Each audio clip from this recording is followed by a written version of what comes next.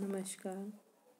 आज हम कबीर दास द्वारा रचित शब्द का अध्ययन करेंगे। शब्द। एक अचंभो देखा रे भाई, ठाडा सिंह चरावे गाई। पहले पूत पीछे भई माई, चेला के गुर लागे पाई। जल की मछली तरवरी ब्याई, कुत्ता को ले गई बिलाई।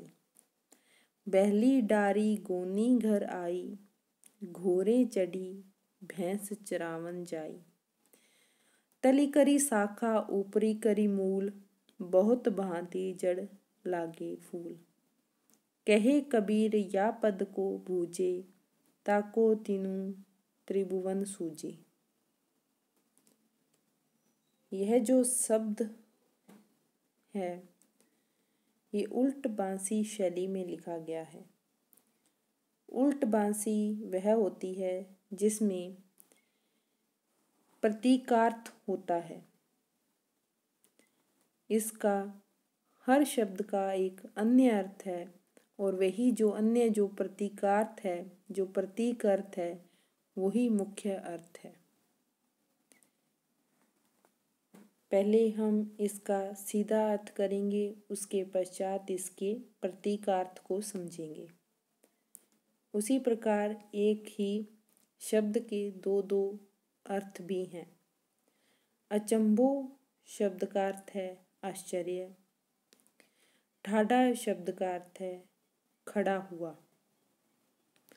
सिंह शब्द का एक अर्थ तो है शेर और इसका प्रतीकार्थ दूसरा शब्द है ज्ञान।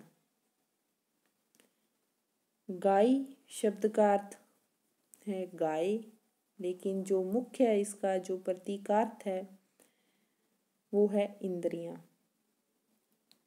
पूत शब्द का अर्थ है पुत्र, लेकिन इसका जो प्रतीकार्थ है वो है जीव।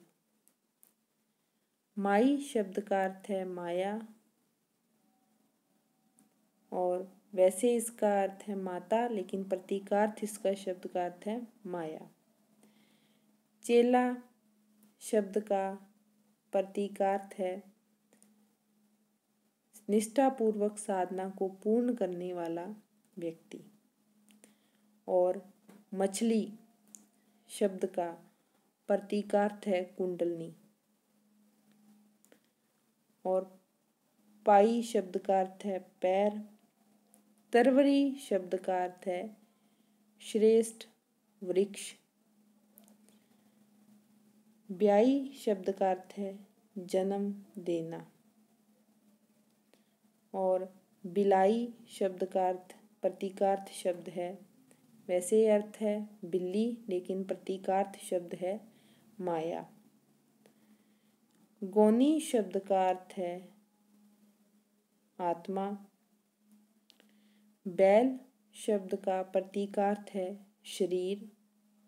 और कूता शब्द का प्रतीकार्थ है अज्ञानी या विषय में आसक्त जीव। पहले हम इस सारे शब्द का एक सामान्य अर्थ निकालेंगे, उसके बाद जो इसका मुख्य अर्थ है, जो कबीर दास जी कहना चाहते थे, जो प्रतीकार्थ है इसका, वो करेंगे। एक अचंभो देखा रे भाई, कबीर दास जी कहते हैं कि देखो भाई, मैंने एक आश्चर्यजनक बात देखी है। ठाडा सिंह चरावे गाई। ठाडा का अर्थ है खड़े होना, सिंह यानी कि शेर, और गाई शब्द का अर्थ है गाय। कि सिंह यानी कि शेर खड़ा रहकर गाय चरा रहा है। पहले पूत पीछे भई माई। पहले पूत शब्द का अर्थ है पुत्र और माई शब्द का अर्थ है माता। पहले पुत्र पैदा हुआ और बाद में माता। चेला के गुर लागे पाई, और जो गुरु है वो अपने शिष्य के चरण स्पर्श कर रहा है।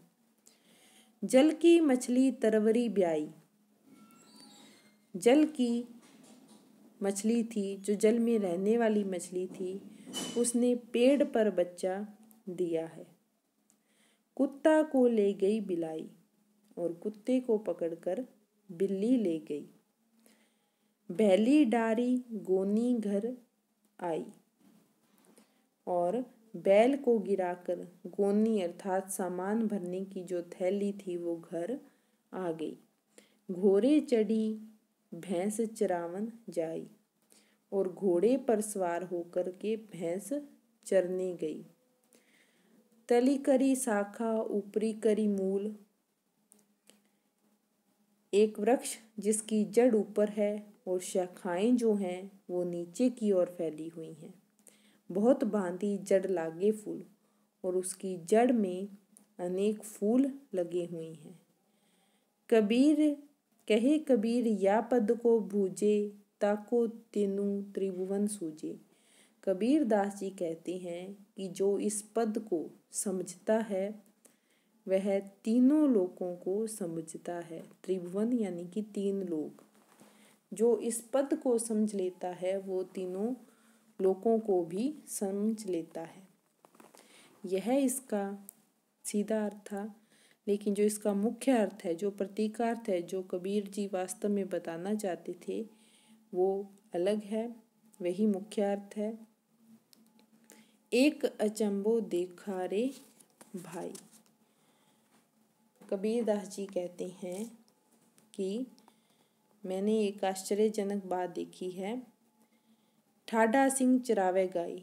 यहाँ जो सिंह शब्द है वो ज्ञान का प्रतीक है और जो गाय, गाय यानी कि गाय जो है वो इंद्रियों का प्रतीक है। कबीर दास जी कहते हैं कि आत्मा, ज्ञान या जो आत्मा रूपी सिंह है, शेर है, वो इंद्रियों का संचालन कर रहा है। पहले पूत पीछे भई माई। पहले पुत्र अर्थात जीव प्रकट हुआ और फिर उसको प्रभावित करने वाली माया रूपी माता ने जन्म लिया।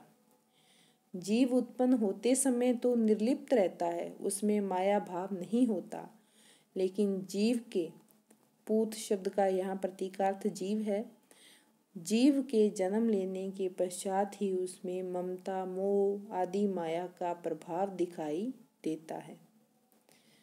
चेला के गुर लागे पाई।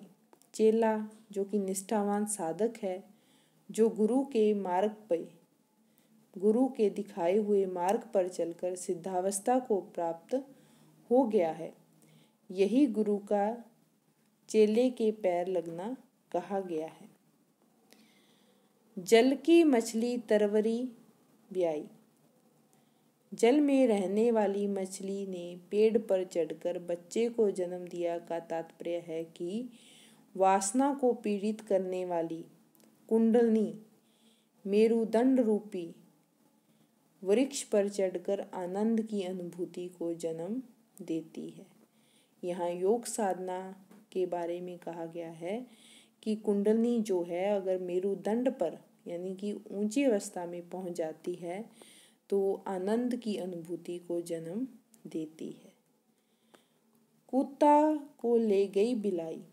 कुत्ते को पकड़कर बिल्ली ले गई का अर्थ है कि साधक भक्त ने माया को नष्ट कर दिया है। बैली डारी गोनी घर आई।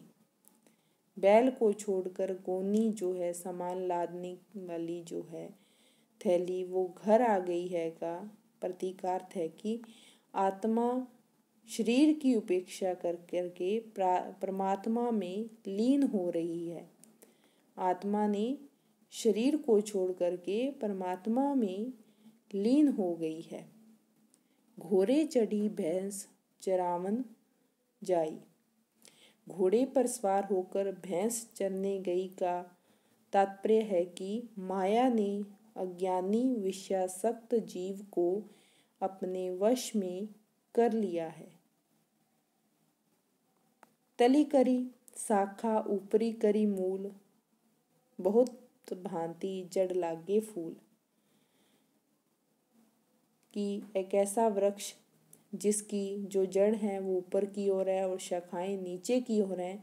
इसका तात्पर्य यह है कि शरीर जो है वो ऊर्ध्व मूल वाला है और जिसकी शाखाएं जो हैं वो नीचे की ओर हैं।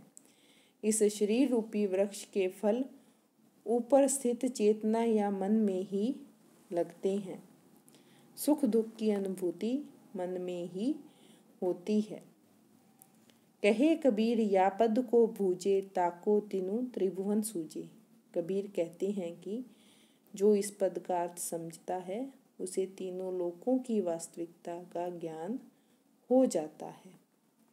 इस प्रकार कबीर ने उल्ट बांसी शैली में यह शब्द लिख करके दो अर्थों को व्यक्त किया है, लेकिन इसका जो प्रतीकार्थ है वही ही इसका मुख्य अर्थ है।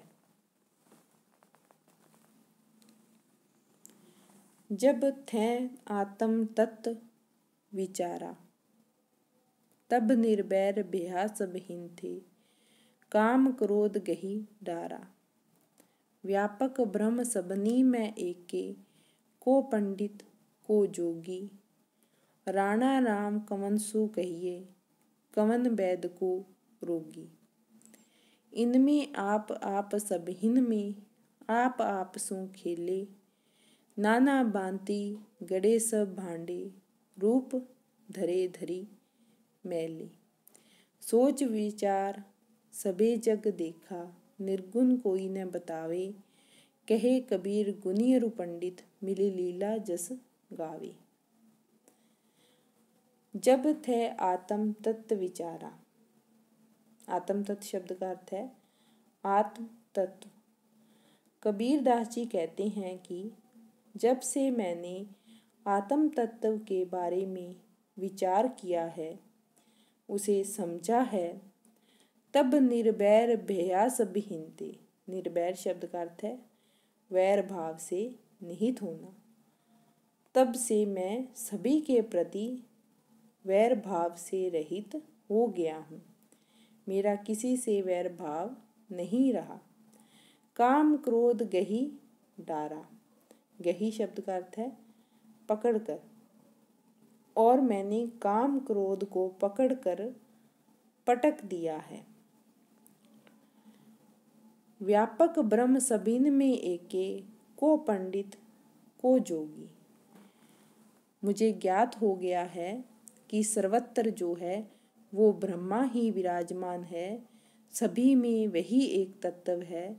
जब सभी में एक तत्व है तो फिर योगी और पंडित आदि का भेद भी निराधार है। राणा राम कवन सु कहिए, कवन वैद को रोगी। कवन शब्द का अर्थ है किसे। कबीर दास जी कहते हैं कि इसी प्रकार किसे राणा और किसे राव कहा जाए, किसे वैद और किसे रोगी कहें। इस प्रकार के भेदभाव एवं अंतर व्यर्थ हैं, क्योंकि आत्म तत्व सभी के भीतर समान रूप से है और इन सभी में ब्रह्मा स्वयं विद्यमान है। इनमें आप इन सभी में आप सु खेले। जो ब्रह्मा है वो सर्वत्र विद्यमान है और वह जैसे अपने आप से ही खेल रहा है, उसके लिए दूसरा कोई है ही नहीं। नाना भांति घड़े सब भांडे, रूप धरे धरी मैली। घड़े शब्द का अर्थ है बनाए हैं, भांडे शब्द का अर्थ है बर्तन, और मैले शब्द का अर्थ है रखी हैं। कबीर दास जी कहते हैं कि उस ईश्वर ने विविध प्राणियों के रूप में मानो अनेक बर्तन बना दिए हैं और उन्हें अनेक रूप दे दिए हैं, और सब विविध प्रकार के विविध रूपों के जो बर्तन हैं वो इसी तरह रख करके छोड़ दिए हैं। सोच विचारी सबे जग देखा, निर्गुण कोई न बतावी। कबीर दास जी कहते हैं कि मैंने देख कर और विचार कर यह पाया है कि इस संसार में एक ही तत्व व्याप्त है। मैंने दूसरे जानकार लोगों से ब्रह्मा के बारे में पूछा तो उस निर्गुण ब्रह्मा के बारे में कोई भी सही से वर्णन नहीं कर सका, किसी ने भी उसके बारे में नहीं बताया। कहे कबीर गुनियरु पंडित मेरी लीला जस गावी। कबीर कहते हैं कि सब गुणज्ञ और पंडित यानी कि विद्वान लोग उस परम तत्व की लीला और यश का ही गुणगान करते हैं, उसी परम तत्व को मानते हैं जो सभी में समान रूप से विद्यमान है। और यह जो ज्ञान है वो तब आता है जब आत्म तत्व के बारे में विचार मन में आ जाता है, तब सभी वस्तुओं में उस ईश्वर की व्याप्ति दिखाई देती है और उसी का गुणगान सभी पंडित और गुणज्ञ लोग करते हैं।